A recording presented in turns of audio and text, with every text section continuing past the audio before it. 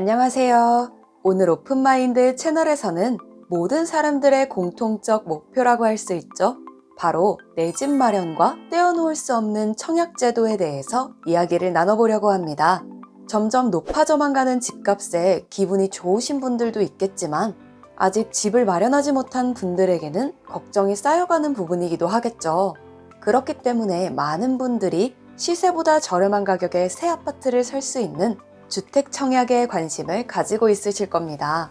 과거를 봐도 집을 사고자 하는 수요는 많았지만 집값이 이제는 천정부지로 오르면서 그 수요는 아주 폭발적으로 늘었다고 볼 수 있고, 많은 무주택자분들이 청약에 당첨되기 위해 정말 온갖 노력을 기울이고 있는데요.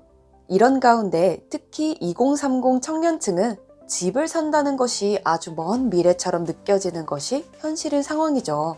청년들에게 기회가 될 수 있는 생애 최초와 신혼부부 특별공급 제도가 있지만 이마저도 소득에 따라 자녀 수에 따라 지원조차 할 수 없는 분들이 있습니다. 그래서 정부는 청약 기회가 제한된 청년층을 위해 민영주택 특별공급의 추첨제를 도입했습니다. 이번 제도 개선안은 1인 가구, 맞벌이 등으로 소득 기준을 초과하는 가구에게 특공 청약 기회를 부여하고, 무자녀 신혼부부의 당첨 기회 확대를 위해 생애 최초와 신혼부부 특별공급 제도의 추첨 방식을 도입하는 것을 말합니다. 이번에 도입된 추첨제의 자세한 내용을 보기 전에 청약제도에 대해서 어떠한 문제점들이 제기되었었는지 알아보겠습니다. 무주택자라 하더라도 1인 가구나 자녀가 없는 신혼부부는 사실상 청약에 당첨될 기회가 없었습니다. 일반 공급과 특별 공급을 구분할 것 없이 청약에 당첨되기 위한 조건들이 너무나 까다로웠기 때문이죠. 그래서 그동안 정부에서는 특별 공급의 비중을 확대하고 소득 기준을 완화하는 등 2030 청년층의 내 집 마련을 지속적으로 지원해 왔습니다. 하지만 특별 공급의 사각지대가 문제로 남아 있었습니다. 그렇기 때문에 청약 기회가 제한된 청년층을 중심으로 특별 공급 제도의 개선이 필요하다는 지적이 여태껏 계속 제기돼 왔습니다. 실제로도 보면 현행 생애 최초 특별 공급은 주택 소유 이력이 없고 5년 이상 소득세를 납부했으며 소득이 도시근로자 월 평균 소득의 최대 160% 이하인 사람에게 공급합니다. 또 혼인 중이거나 유자녀 가구로 자격을 한정하고 있어 1인 가구는 주택 구입 경험이 없음에도 생초특공 신청이 불가능했습니다. 그리고 소득 기준으로 인해 대기업 맞벌이 신혼 등은 특별 공급 신청이 곤란했고, 신혼특공은 신청자 중 자녀 수 순으로 공급해 자녀가 없는 신혼부부는 당첨이 사실상 어렵기 때문에 무자녀 신혼부부 수요가 오히려 생애 최초 특별공급으로 쏠려 생초특공의 경쟁률을 상승시키는 측면도 있었습니다. 또한 인기가 많은 수도권의 경우에는 전용 면적 85제곱미터 이하 면적은 가점제의 비중이 매우 높습니다.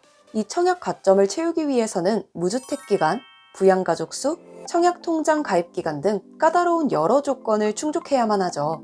가점제는 총 3가지 요건으로 점수를 합산하여 총점이 높은 순으로 입주자를 선정합니다.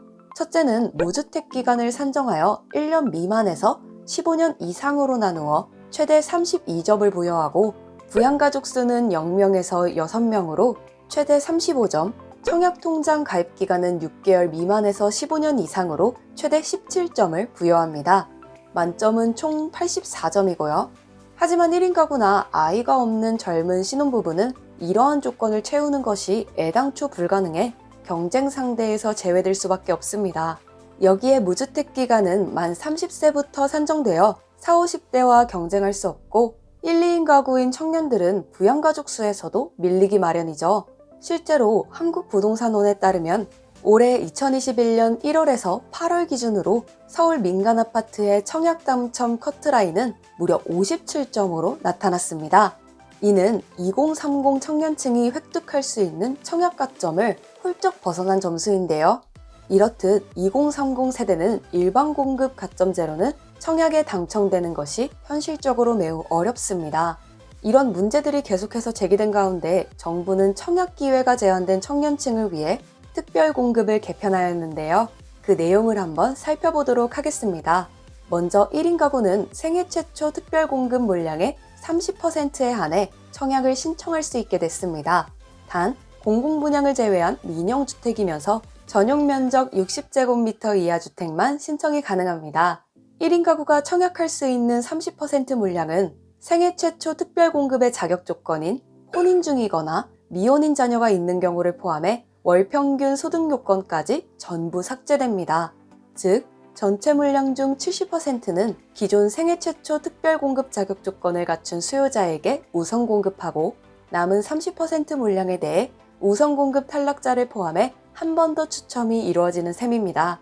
신혼부부 역시 청약 기회가 늘어났습니다. 신혼부부 특별공급 물량의 30%는 더 이상 자녀 수를 고려하지 않게 된 것이죠. 그리고 개편된 생애 최초 특별공급과 마찬가지로 신혼부부 특별공급에서도 그 30% 물량에 대해 월 평균 소득 요건이 삭제되었습니다. 단, 소위 금수저라 불리는 사람들의 청약을 차단하겠다는 취지하에 정부는 부동산 자산가액 요건 약 3억 3천만 원 이하의 규정을 마련해 두었습니다. 또한 다시 한번 말씀드리자면 운영 방식을 바꿔 기존 신혼 생초 특공 대기 수요자를 배려하기 위해 대기 수요자에게 70%를 우선 공급하고 자녀 30%는 이번에 신규로 편입된 대상자와 함께 우선 공급 탈락자를 한 번 더 포함해 추첨하는 방식으로 이루어집니다. 이번에 개편된 특공제도의 적용 시점은 올해 11월 이후에 입주자 모집단지부터 적용한다는 사실을 기억하시면 좋을 것 같습니다. 오늘은 부동산 투자에서 빠질 수 없는 청약제도에 대해서 알아보았는데요. 이처럼 정부는 소외되었던 사람들에게 청약 기회를 제공하기 위해 여러 가지 방안을 계속해서 제시하고 있습니다. 하지만 일각에서는 주택시장이 안정화되기 위해서는 폭발적인 주택 수요에 걸맞는 공급 물량의 확충이 필요하다는 의견이 나오고 있습니다. 그렇기에 정부에서는 추가로 공급 물량을 대폭 확대하는 방안을 가지고 있는데요. 원래 계획으로는 내년까지 6만 2천 호의 사전 청약이 진행되기로 했는데 6만 호로는 너무나 부족한 상황임을 알기에 여기에 민간 청약을 포함하여 10만 1,000호를 추가해서 총 16만 3천 호를 2024년 상반기까지 내놓겠다고 하였습니다. 계속해서 개편되고 보완되는 청약 정보와 정부의 주택 공급 일정에 대해서 더 많이 관심을 가져주시고 공부해 보신다면 성공적인 부동산 투자에 있어서 한 걸음 더 나아가실 수 있을 거라고 기대하면서 오늘은 여기까지 하겠습니다. 감사합니다.